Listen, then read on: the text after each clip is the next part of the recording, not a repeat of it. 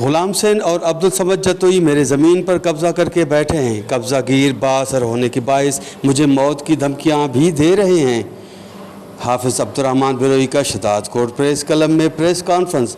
खबर के मुताबिक शदाद कोट के करीब सिजाउल जुनेजो के निवाई गांव रसूलाबाद के मकीनों ने ज़रई ज़मीन पर बाअसर अफराद के कब्ज़े के खिलाफ शदाद कोट प्रेस क्लब में हाफिज़ अब्दुर्रहमान बिरोई समेत दीगर ने प्रेस कॉन्फ्रेंस करते हुए कहा कि मेरे ज़मीन पर जतोई बरादरी के अफराद कब्ज़ा करके बैठे हैं। उनका कहना था कि मैंने अपनी 25 एकड़ ज़रई ज़मीन गुलाम हुसैन जतोई को ठेके पर दी थी, जो 3 साल मुआहदा अब ख़त्म होने के बावजूद ज़मीन वापस करने को तैयार नहीं है।